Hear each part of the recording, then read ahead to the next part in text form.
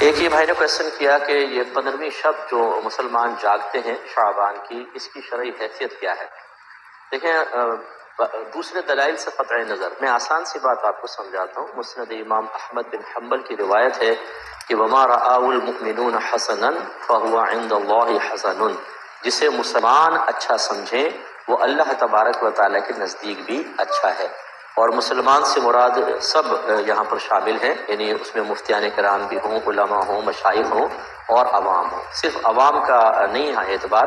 تو اس کا مطلب دیکھیں اب یہ 15ویں شب بے شمار علماء اس میں شامل ہوتے ہیں، مفتیان کرام ہیں، اس کی باقاعدہ امت کو اجازت دی گئی ہے۔ اس کو جائز طریقے سے اللہ تعالیٰ کی عبادت میں توبہ کرتے ہوئے خوف خدا کے ساتھ گزارا جائے تو اس سے وہی منع کرے گا جو مزاج شرع سے ناواقف ہوگا، کیونکہ ہر زمانے کا عرف بدلتا ہے، لوگوں کی طبیعت ان کی کیفیات بدل۔ روک دیجئے، بسم اللہ۔ انہوں نے خلاصے کے طور پہ بہت لمبی چوڑی گفتگو کی ہے، تو اس میں جو خلاصہ ہے وہ یہ ہے، ایک دلیل انہوں نے دی ہے کہ وما رآہ المسلمون حسنا فہو عند اللہ حسن، کہ مسلمان جس کو اچھا سمجھیں وہ اللہ کے نزدیک بھی اچھا ہے۔ اب چونکہ کہتے ہیں کہ مفتیان کرام، یعنی ان کے مفتیان کرام اور علماء کرام اور عوام، یہ سارے لوگ مثلا نصف شعبان کی عبادت کو اچھا سمجھتے ہیں تو اس لیے یہ اچھا ہے۔ تو اس میں دیکھ لیں پہلے یہ چیز ہے کیا، ایک منٹ۔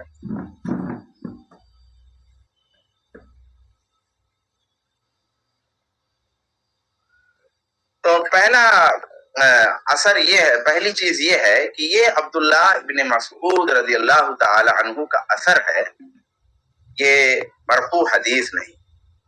اور اس کا سیاق و سباق کیا ہے، جب پورا اثر ہم پڑھتے ہیں، اس کے پورے الفاظ جب دیکھتے ہیں تو بہت صاف طریقے سے بات واضح ہو جاتی ہے۔ تو میں پوری روایت پڑھتا ہوں۔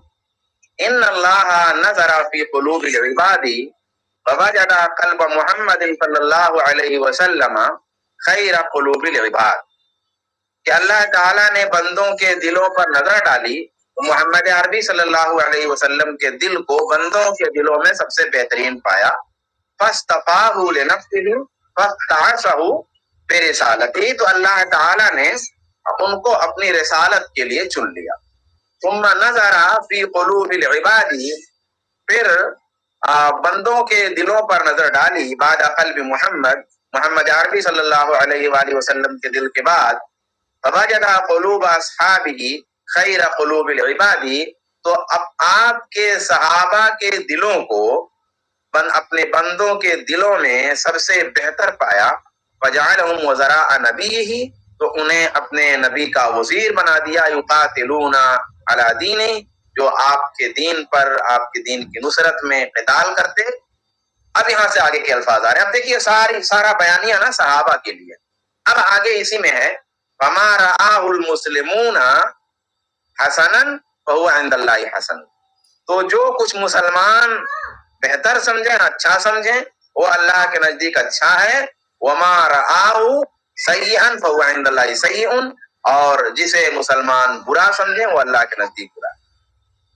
یہ پوری روایت ہے اصل میں، جس کا ایک ٹکڑا یہاں مفتی صاحب نے پیش کیا ہے۔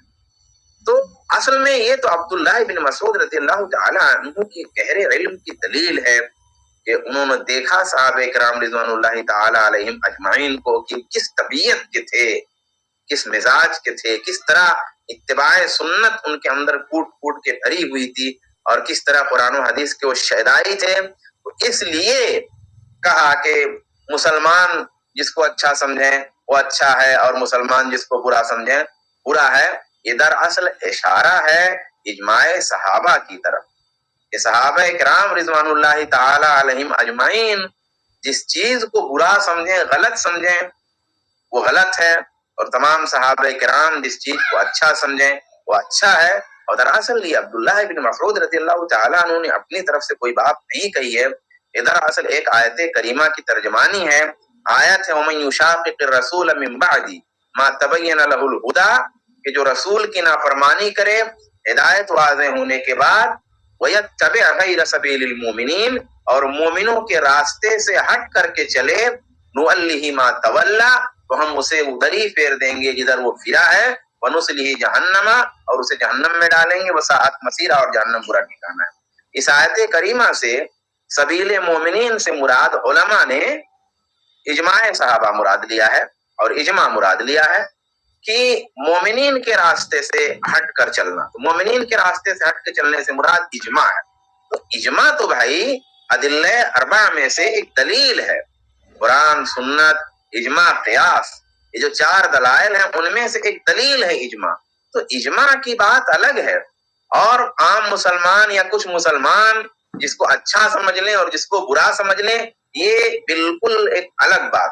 تو المسلمون میں جو الف لام ہے وہ استغراق کا نہیں، عہد کا ہے، یعنی اس سے مراد وہ لوگ ہیں جو مخاطبین کے ذہنوں میں ہیں، یعنی صحابہ کرام رضوان اللہ تعالی علیہم اجمعین۔ یہ ایک جواب۔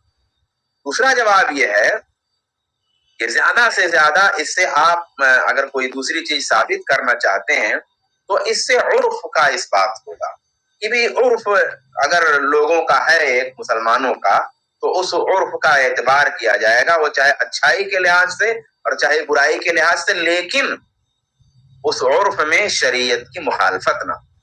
تو وہ عرف گویا قابل قبول ہے جس میں شریعت کی مخالفت نہ ہو۔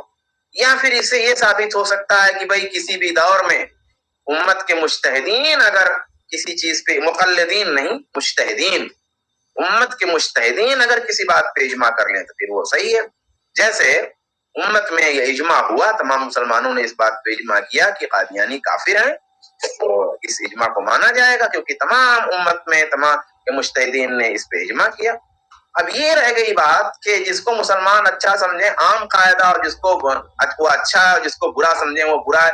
تب تو بھائی ذات برادری میں شادی کا مسئلہ، یہ بہت سارے علماء بھی اور عوام بھی اور تقریباً بلا اختلاف مسلک اور مذہب تمام لوگ اس کو ذات برادری میں شادی کو اچھا سمجھتے ہیں، اور ذات برادری سے شادی، باہر کی شادی کو برا سمجھتے ہیں۔ تو گویا پھر یہ تو عرف بھی ہے، اور اس کو مسلمان اچھا سمجھتے ہیں اندر برادری کے اندر شادی کرنے کو، اور برا سمجھتے ہیں برادری سے باہر شادی کرنے کو۔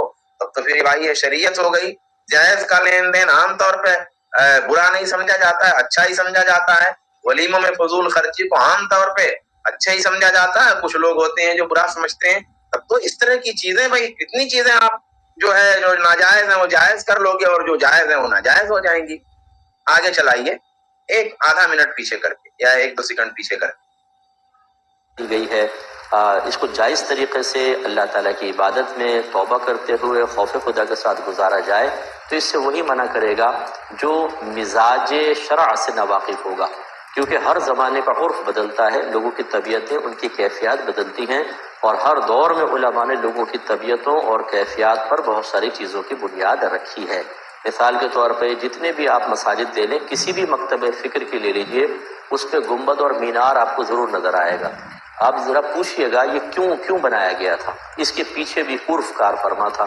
اسی طریقے سے قرآن پاک پہ زبر زیر پیش لگانا، اسی طریقے سے مدارس کا قیام، پھر ان کے سلیبس کا انتخاب، اسی طرح ہر مسجد کو آپ دیکھ لیں، پکی مسجد ہے، اس کی ڈیکوریشن کی جاتی ہے، سجایا جاتا ہے، مسجد کے اندر مطلب کارپیٹس ہیں، قالین ہیں، یہ پہلے کبھی بھی نہیں تھے، کیوں ایسا کیا گیا؟ تو اس کا مطلب یہ ہوا کہ عرف بہت بڑا۔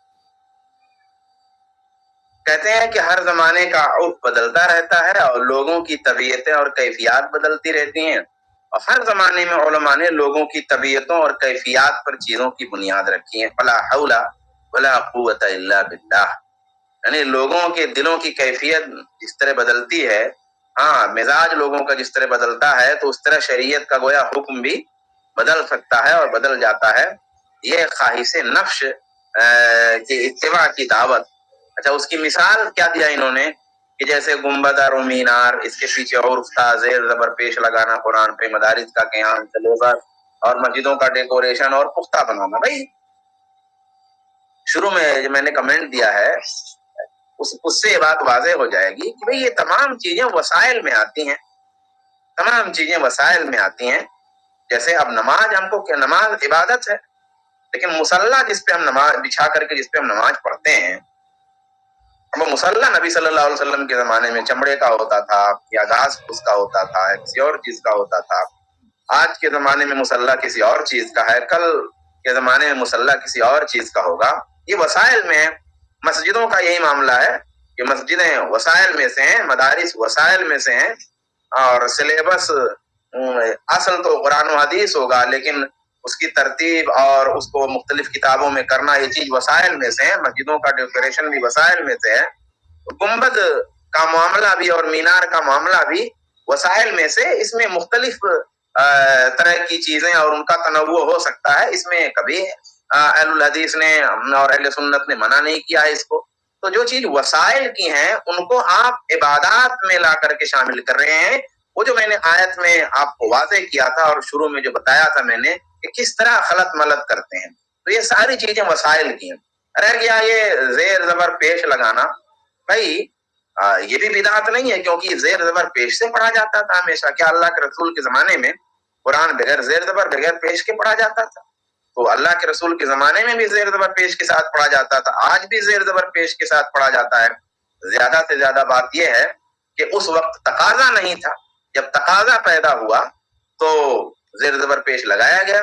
اور بدعت کی تعریف میں یہ بات ہے کہ تقاضا اگر اللہ کے رسول صلی اللہ علیہ وآلہ وسلم کے زمانے میں کسی چیز کا نہیں تھا اور وہ تقاضا بعد میں پیدا ہوا، تو تقاضے کے تحت اگر کوئی چیز آ رہی ہے تو پھر وہ بدعت نہیں ہوگی. تو اس کا تقاضا تھا ہی نہیں اللہ کے رسول کے زمانے میں زیر زبر پیش لگانے کا. جب وہ تقاضا پیدا ہوا تو زیر زبر پیش لگایا گیا. تو اس لحاظ سے اس کو بنیاد بنا کر کے بدعتوں کے لیے دروازہ کھول دینا یہ بالکل غلط بات ہے. آگے بڑھا آخری پوائنٹ بھی نہیں تھے، کیوں ایسا کیا گیا؟ تو اس کا مطلب یہ ہوا کہ عرف بہت بڑا کردار ادا کرتا ہے. اس لیے ہم گزارش کرتے ہیں جو لوگ اس کے منع میں شدت کرتے ہیں کہ خدا را لوگوں کو آنے دیں. لوگ تو ویسے مسجدوں میں نہیں آتے. ہاں یہ میں ضرور عرض کروں گا کہ اس میں خرافات میں حصہ لینا وہ بالکل غلط ہے، اور ایسے ہی مسجدوں میں آ کے صرف نوافل پڑھ کے نکل جانا یہ بھی مطلب زیادہ فائدہ مند نہیں ہوگا. بلکہ بہتر یہ ہے کہ درس قرآن کا اہتمام ہو، درس حدیث کا ہو، اصلاح بیانات ہو، تاکہ لوگ جمع ہوں. صلاۃ التسبیح کے نام پہ جمع کرنے یا نوافل وغیرہ کے نام پر جگ در جگ لوگ آ جائیں گے شوق میں، اور پھر وہاں اچھا اصلاحی بیان ہو تاکہ لوگ فرض نمازوں کی طرف آئیں. ان اوقات کو کیش کرنے کی ضرورت ہے. ان کو ضائع کرنا یہ بالکل مناسب نہیں ہے. قوم کبھی باز نہیں آئے گی. اصول شرع آپ دیکھ لیجئے، نبی کریم صلی اللہ علیہ وسلم تشریف لائے، جو رسومات جو کام قرآن و حدیث کے بالکل خلاف تھے، مزاج شرع کے خلاف، انہیں بالکل لیا مٹا دیا. اور جو خلاف نہیں تھے، تھوڑے بگڑے ہوئے، ان کو مٹایا نہیں ہے، ان کی اصلاح کی گئی ہے. جو اہل علم سن رہے ہیں، باعث سلم کیوں نبی کریم صلی اللہ علیہ وسلم نے جائز رکھی تھی اس سے ذرا مجھے بتائیں. اور پھر بعد میں صحابہ کرام نے بیع استثناء کیوں جائز قرار دی تھی، اسی کیا وجہ تھی؟ تو خلاصہ کلام یہ ہے کہ لوگوں کی عادت اور مزاج کو دیکھا جائے. پہلی چیز تو یہ ہے کہ بھائی پہلے جو بھی آپ بول رہے ہیں اچھی چیز کرنا، نماز پڑھنا، روزے رکھنا، یہ چیز تب درست ہوگی جب اس کی دلیل ہو. تو کوئی چیز اگر بدعت ہے اور پھر اس میں چاہے جتنی اچھی عبادت کریں اس کی کوئی حیثیت نہیں ہے سوائے گناہ، تو اسے پہلے دلیل سے ثابت ہونا چاہیے، صحیح چاہیے. پہلی بات کا خلاصہ ہے. آخر میں جو آپ نے دلیل دی بیع سلم، بیع سلم اور بیع استثناء. بیع سلم یہ ہے، یہ بیع سلم بھی معاملات کی قبیل سے ہے اور بیع استثناء بھی معاملات کی قبیل سے. بیع سلم یہ ہے کہ بھائی قیمت ادا ہو جائے اور سامان ادھار ہو، کچھ شرطوں کے ساتھ یہ جائز ہے. بیع استثناء یہ ہے کہ آرڈر پہ کوئی چیز جو ہے بنانے کے لیے کہہ دینا اور اس کو ادھار رکھنا. یہ دونوں چیزیں جائز ہیں اور یہ معاملات میں سے ہیں. معاملات میں سے ہیں. معاملات میں اصول یہ ہے کہ جب تک وہ چیز حرام نہ ہو، اللہ کے رسول نے، اللہ نے منع نہ کیا ہو، تب تک وہ چیز حرام نہیں ہوگی. تو عام طور پہ اہل بدعت کیا کرتے ہیں، معاملات کو پیش کرتے ہیں اور عبادات کے لیے دلیل دیتے ہیں. تو یہ بہت آسان اور بہت سادہ سی بات ہے کہ عبادات اور معاملات میں فرق ہے. باقی اگلی ویڈیو چلائیے، وہ تھوڑا اور مختصر ہے. دوسرا شب معراج میں، شب برات میں جاگنا، روزہ رکھنا، اس کو وہ منع کرتی ہیں. دیکھیں مسلمانوں کی میجورٹی اس کو اچھا سمجھتی ہے. شب برات کے فضائل ذکر کیے گئے ہیں. شب معراج میں اللہ تبارک و تعالیٰ نے اپنے حبیب کریم صلی اللہ علیہ وسلم کو بہت کچھ عطا فرمایا، عجائبات قدرت دکھائے ہیں، اور جب کوئی اہم واقعہ کسی رات میں ہوتا ہے اس کو یاد رکھنا، اس میں عبادت اختیار کرنا، یہ موسیٰ علیہ السلام کی اور آپ کی موافقت میں نبی کریم صلی اللہ علیہ وسلم اور صحابہ کرام کی سنت ہے۔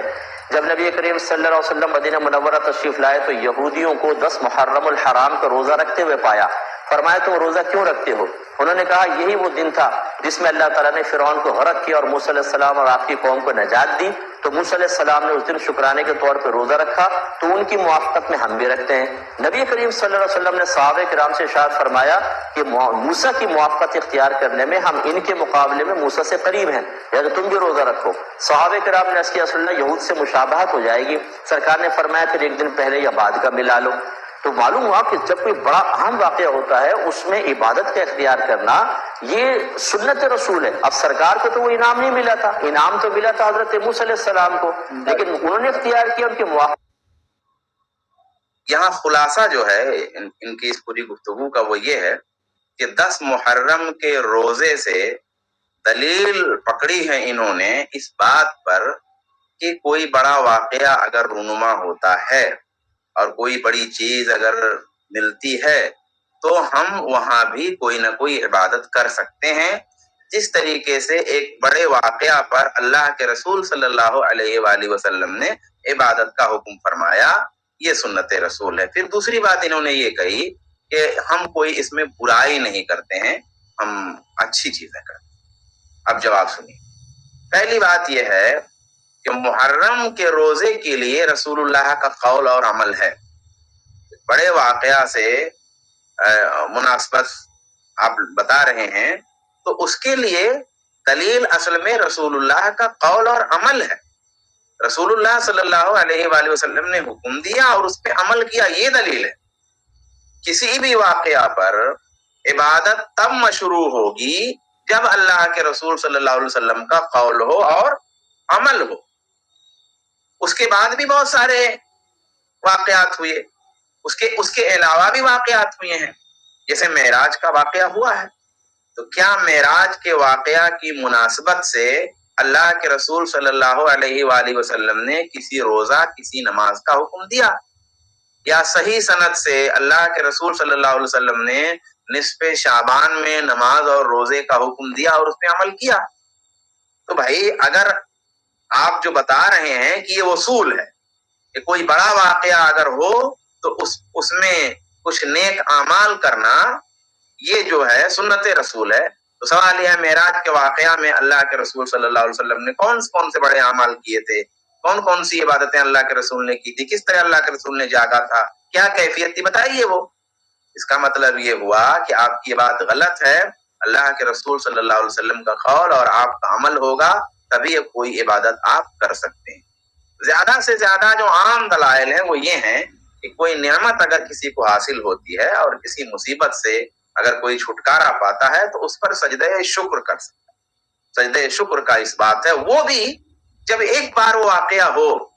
اب آیا ایسا نہیں کہ ایک بار کسی مصیبت سے چھٹکارا مل گیا، سجدہ شکر کر لیا، مگر پھر جب وہ دن آیا اور پھر وہ تاریخ آئی تو پھر سجدہ شکر کرے، پھر وہ دن آیا اور پھر تاریخ آئی تو پھر سجدہ شکر کرے، ایسا بھی نہیں ہے۔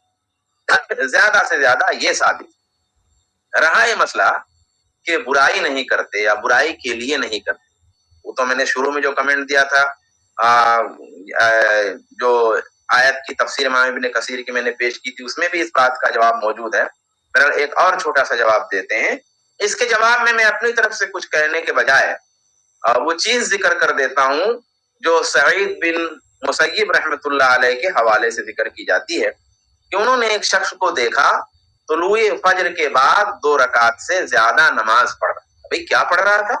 نماز پڑھ رہا تھا۔ اچھا، یہ سعید بن مسیب رحمۃ اللہ علیہ بھی امت کے اسلاف میں سے ہیں اور ایسے ہیں کہ ان کو سبھی مانتے ہیں، سبھی ان کے حوالے دیتے ہیں۔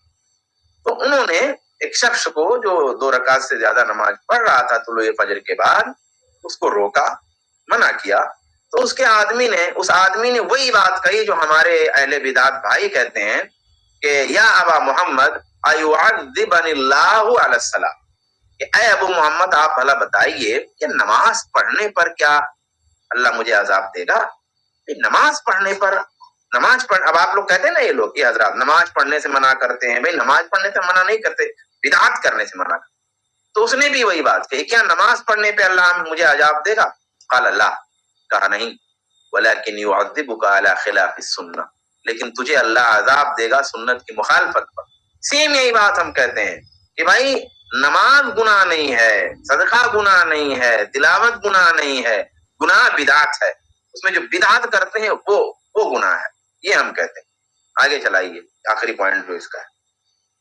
اپنے سرکار نے انعام ملے شب برات شب معراج میں نبی کریم صلی اللہ علیہ وسلم کو عجائبات قدرت آپ نے دیکھے. ایک بہت اہم واقعہ ہوا, ہمارے نبی کو وہ سعادت حاصل ہوئی جو کسی نبی کو حاصل نہیں ہوئی کہ آپ نے چشمان ظاہری سے اللہ تعالیٰ کی زیارت کی. اس میں اگر ہم کوئی عبادت اختیار کرتے ہیں تو کیا پرابلم ہے بھائی جان؟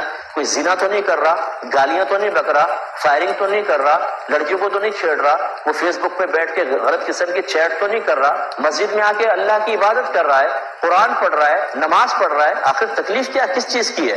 یہ چاہتے ہیں کہ مسجدوں سے باہر نکل کے لڑکے آوارہ گردیاں کریں. وہ کیا کریں گے باہر نکل کے؟ بتائیں شب معراج میں اور شب برات میں اگر ہم مسجد میں نہ آنے دیں ان کو, وہ جائیں گے ٹک ٹاک کے اوپر بیٹھ جائیں گے, کھلے جگہ بیٹھ جائیں گے, فٹ پاتھ پہ بیٹھ جائیں گے. یہ بہتر ہے, مسجد میں آنا بہتر نہیں ہے. جبکہ ان جو مسلمان مسجدوں میں آ رہے ہیں ان راتوں میں, انہیں علماء کی تائید حاصل ہے, متقی, پرہیزگار, صاحب علم علماء. یہ بھی نہیں کہ عوام نے خود اختیار کر لیا ہو. اور یہ اچھی طرح یاد رکھیں کہ لا تجتمع امتی علی الضلالہ, سرکار نے ارشاد فرمایا میری امت کبھی گمراہی پر مجتمع نہیں ہوگی. مسلمانوں کی میجورٹی آج مسجدوں کے اندر ہوتی ہے شب برات شب معراج میں, مائنورٹی باہر ہوتی ہے. مائنورٹی ٹھیک ہوگی, میجورٹی غلط ہوگی. یعنی عقل سے بھی انسان سوچ لے. اللہ علیہ. میں نے تو یہ ذکر کر دیا کہ بھائی یہ ساری باتیں جو آپ کہہ رہے ہیں, ہم گناہ ذکر کو, نماز کو, تلاوت کو, اس کو نہیں کہتے, ہم بدعت کو گناہ کہتے ہیں. یہ جو بدعت آپ کر رہے ہیں, یہ بدعتیں جو ایجاد کر رہے ہیں, گناہ یہ ہے, یہ چیز گناہ ہے, اور یہ عام گناہ سے بھی سخت ہے یہ جو بدعتیں آپ کر رہے ہیں. تو ہمارا اعتراض ان بدعتوں پر ہے. اب دوسری بات جو آپ نے کہی کہ میری امت کبھی گمراہی پر متفق نہیں ہوگی, اور یہ کہ مسلمانوں کی میجورٹی شب معراج اور شب برات منا رہی ہے اور مائنورٹی باہر ہوتی ہے, گویا یہ بھی ایک اصول آپ نے بتایا. دراصل عبداللہ ابن عمر کی روایت ہے کہ ان اللہ لا یجمع امتی علی ضلال, کہ اللہ تعالیٰ میری امت کو گمراہی پر جمع نہیں کرے گا. وید اللہ علی الجماع, اور اللہ کا ہاتھ ہے جماعت. امام البانی نے اس روایت کو جو میں نے پڑھا ہے اس کو حسن کہا ہے. تو یہ بات اصلاً امت کے علماء مجتہدین کے لیے اجماع کے ہم معنی ہے کہ امت گمراہی پر متفق نہیں. میجورٹی اور مائنورٹی کی کہاں ہے اس میں بات ہے؟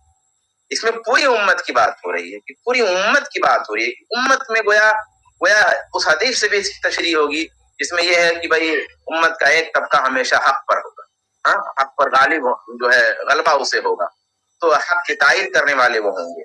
تو ایک امت کا ایک طبقہ ایسا موجود رہے گا جو حق پہ ہوگا, پوری امت گمراہی پر متفق نہیں ہو پائے گی. تو یہ تو اجماع کی تائید میں ہے کہ اجماع امت میں کبھی شر نہیں ہو سکتا ہے. یہ اس بات کے لیے مائنورٹی میجورٹی کی اس میں کوئی بات ہی نہیں ہے, کہ امت کے مجتہدین جس بات پہ اتفاق کر لیں گے, جس بات پہ جمع ہو جائیں گے, اس کی حیثیت اجماع کی ہے. اچھا, میجورٹی اور مائنورٹی کی جو بات ہے یہ تو بہت گمراہ فرقہ ہے, جو ہے فکر ہے. بھائی کرسمس جو ہے میجورٹی مناتی ہے کہ نہیں مناتی ہے دنیا میں؟ جو ہے میجورٹی مناتی ہے, اور عیسیٰ علیہ السلام کے نام پہ مناتی ہے. تو کیا میجورٹی کے کسی چیز کو کرنے کی وجہ سے کوئی چیز صحیح ہو جائے گی؟ شرک پر کون ہے, میجورٹی ہے کہ مائنورٹی ہے؟ میجورٹی ہے شرک پر, گمراہی پر میجورٹی ہے. تو کیا میجورٹی کے برائی کرنے اور شرک کرنے کی وجہ سے کوئی چیز جو ہے اچھی ہو جائے گی, بھلی ہو جائے گی؟ اس میں جو ہے میں ایک قول پڑھ کر کے اپنی طرف سے بات کرنے کی بجائے بات ختم کرتا ہوں, اور ایسے عالم کا قول پڑھ رہا ہوں جو امت کے متفق علیہ ہیں, فضیل بن عیاض رحمۃ اللہ علیہ. فضیل بن عیاض رحمۃ اللہ علیہ فرماتے ہیں الزم طریق الہدی, ہدایت کے راستے کو لازم پکڑو, ولا یضرک قلۃ السالکین, اور تجھے کم چلنے والوں یعنی ہدایت پر کم چلنے والے نقصان نہ پہنچائیں. یعنی اگر ہدایت کی راہ پہ تم ہو اور ہدایت کی اس راہ پہ چلنے والے کم لوگ ہیں, تو اس سے تمہیں کوئی الجھن نہیں ہونی چاہیے. وَإِيَّاكَ وَطُرُقَ الضَّلَالَ, اور خبردار الحذر رہنا گمراہی کی راہوں سے, گمراہی کے راستوں سے. ولا تغتر بکثرت الحالقین، اور گمراہی کے راستوں پر جو ہلاک ہونے والوں کی جو کثرت ہو، اس پر چلنے والوں کی جو کثرت ہو، اس سے دھوکہ مت کھانا۔ تو میجارٹی اور مائنارٹی یہ کوئی اصول ہے ہی نہیں، اصول اصل میں حق ہے، حق اور دلیل۔ تو دلیل سے اگر کوئی چیز ثابت ہو، اس پر چلنے والا ایک بھی ہو، وہ صحیح ہے، اور دلیل نہ ہو، اس پہ چلنے والے لاکھوں کروڑوں ہوں، تو اس کی کوئی حیثیت نہیں ہے۔ جہنم میں بہت سارے لوگ جائیں گے، تو کیا بہت سارے لوگ جانے کی وجہ سے کوئی گناہ اچھا نہیں ہو جائے گا؟ تو یہ مفتی صاحب کی جو دلیلیں تھیں، بڑی کمزور سی دلیلیں انہوں نے پیش فرمائی تھیں۔ مختصر طریقے سے ہم نے خلاصے کے طور پہ ان کا جواب دیا۔ ایک ایک لفظ کا جواب دینے سے پیغام بھی نہیں صحیح طریقے سے پہنچے گا، اور پھر ہماری ویڈیو بھی لمبی ہو جائے گی۔ اللہ تعالیٰ سے دعا کرتے ہیں کہ اللہ تبارک و تعالیٰ مجھ کو، آپ کو، سب کو صحیح راستہ دکھائے اور اس پہ عمل کرنے کی توفیق عطا فرمائے۔ آمین۔ والسلام علیکم ورحمۃ اللہ۔ وعلیکم السلام ورحمۃ اللہ وبرکاتہ۔ جزاک اللہ خیر شیخ، ماشاء اللہ آپ نے بہت اہم اور بہت بہترین جواب دیا۔ اور کتنی سمپل بات ہے کہ میجورٹی کا راستہ جو ہے کہہ رہے ہیں، زیادہ تر لوگ، تو بالکل صحیح بات ہے۔ آج کل زیادہ تر لوگ شادیوں میں فضول خرچ کرتے ہیں، شادیوں میں رسم و رواج کرتے ہیں، شادیوں میں دہیج کا معاملہ ملتا ہے۔ ارے بھائی، جو کرپشن والے لوگ ہیں نا، جو رشوت دیتے ہیں، ان کا کیا کہنا ہوتا ہے؟ ان کی سب سے بڑی دلیل کیا ہوتی ہے معلوم ہے؟ سب دیتے ہیں۔ ہاں، رشوت دینے والے لوگوں کا وہی معاملہ ہے، کرپشن والے لوگوں کا یہی معاملہ ہے۔ تجارت میں چیٹنگ کرنے والے کیا کہتے ہیں؟ بزنس میں جو چیٹنگ کرتے ہیں ان کا کیا کہنا ہے؟ بولے سب لوگ تو چیٹنگ کر رہے ہیں، سب لوگ، یہی تو ان کی دلیل ہے۔ اور جو یہ کہہ رہے ہیں نا کہ بھئی زیادہ تر لوگ، یہ لوگ، بھئی دلیل ہم دیکھتے ہیں قرآن اور سنت ہے۔ اگر زیادہ کی بات دیکھو گے، شیعہ حضرات اپنے آپس کی بات وہ دیکھتے ہیں، تو وہ لوگ بھی کہتے ہیں ہمارے تو سب لوگ یہی بولتے ہیں۔ تو وہی ان کی کئی ساری چیزیں جو وہ سب کہہ رہے ہیں، ان کے نزدیک ان کے سب لوگ بول رہے ہیں، تو وہ ان کو صحیح لگتا ہے۔ خود آپ دیکھو گے کہ بریلوی علماء کئی ساری چیزیں جو درگاہوں پر ہوتی ہے، اس کو خود وہ لوگ غلط کہتے ہیں۔ کیونکہ کیا ہوتا ہے نا، جب بدعت سے آدمی، جب سنت سے آزاد ہو جاتا ہے نا، بدعتوں میں جاتا ہے نا، تو پھر کوئی لمٹ ہی نہیں ہے، اب کچھ بھی آ سکتا ہے نا۔ تو وہ لوگ خود کئی بدعتوں سے پریشان ہو جاتے ہیں، جو کئی چیزیں جو ان کی درگاہوں پہ ہوتی ہے نا، وہ لوگ خود کہتے ہیں کہ نہیں یہ غلط ہے۔ اب وہاں پر وہ قاعدہ تو توڑ رہے ہیں کہ بھائی وہاں پہ تو میجورٹی کر رہی ہے، میجورٹی صحیح بول رہی ہے اس کو، لیکن وہ لوگ خود اس کو غلط کہتے ہیں۔ ایسی کئی مثالیں ہیں، ہاں کئی ساری ایسی مثالیں ہیں۔ تو یہاں پر تو وہ اس چیز پر نہیں چل رہے ہیں۔ اور جہاں تک ہم یہ دیکھ رہے ہیں کہ جو انہوں نے کہا کہ بھئی یہ بدعت کرنے سے فائدہ کیا ہو رہا ہے، لوگ مسجد میں تو آ رہے ہیں، ہاں مسجد میں تو آ رہے ہیں، نماز ہی تو پڑھ رہے ہیں، تو پھر ایک کیوں، اور 2 4 5 نکال لو، اور 2 4 5 راتیں اور نکال لو، ہر مہینے کی ایک نکال لو، ہر 15 دن میں ایک نکال لو، ہر ہفتے کی ایک نکال لو۔ تو ایسے نہیں ہوتا۔ جو تھا اللہ تعالیٰ جانتا ہے کیا بہتر ہے، ہم اللہ کے دین کو امپروو کر رہے ہیں، اس کا امپروو ورژن دے رہے ہیں، ہم لائیں گے، ہماری یہ حیثیت ہے۔ وہی چیز دین رہے گی جو 1400 سال پہلے دین تھی۔ اور اس طرح سے کہنا کہ بھائی اس سے یہ فائدہ دکھ رہا ہے، تو یہاں یاد رکھیے کہ شراب اور جوئے میں بھی کچھ فائدہ ہوتا ہے، قرآن کی آیت ہے واضح طور پر۔ ہاں، شراب میں بھی کچھ فائدہ ہے، جوئے میں بھی کچھ فائدہ ہے۔ سورہ بقرہ کی آیت نمبر 219 پڑھ لیجئے۔ اب فائدہ ہونے سے وہ صحیح ہو گیا کیا؟ فائدہ ہے، شراب میں بھی کچھ فائدہ ہے، جوئے میں بھی کچھ فائدہ ہے۔ آپ جوئے والوں کو دیکھو گے، وہ کہتے ہیں کہ آپ اگر ہمارے ساتھ جوا کھیلو گے تو اتنا پرسنٹیج ہم لوگ چیریٹی میں دیں گے، ہے نا؟ فائدہ چیریٹی میں دے رہے ہیں، فائدہ تو ہے نا، لیکن غلط ہے کہ نہیں ہے؟ جو چیز حرام ہے، غلط ہے، وہ غلط ہے۔ دین میں نئی چیزیں لانا غلط ہے تو وہ غلط ہے، چاہے کتنا بھی کوئی فائدہ دیکھ لے۔ قرآن اور سنت کی بات صحیح ہے، حقیقت میں اس میں فساد زیادہ ہے، حقیقت میں اس میں نقصان بہت زیادہ ہے۔ فائدہ کچھ ہوگا بھی تو نقصان اس سے بہت زیادہ ہے۔ کیونکہ آج ہم دیکھتے ہیں کہ عیسیٰ علیہ السلام جو دین لائے تھے، اسلام دین، وہ دین پہ عیسائی کیوں نہیں ہے؟ کیوں نہیں ہے؟ بدعتوں کی وجہ سے۔ جو بدعتیں انہوں نے لائی تو وہ چیز سے وہ صحیح راستے سے بھٹک گئے۔ اور اگر ہم بدعتیں لائیں گے، دین کو چینج کریں گے، نیو چیزیں لائیں گے اور نیو اپڈیٹڈ ورژنز، بھائی لوگوں کی سوچ تو بدلتی رہے گی، بولے زمانے اور سوچ کے اعتبار سے لوگوں کی سوچ کچھ بھی ہو سکتی ہے۔ لوگوں کی سوچ بدل کر کے کسی بھی ڈائریکشن میں جا سکتی ہے۔ لوگوں کی سوچ ہمارے لیے معیار نہیں ہے، ہمارے لیے قرآن و سنت معیار ہے۔ چلیے یہ چند باتیں تھی۔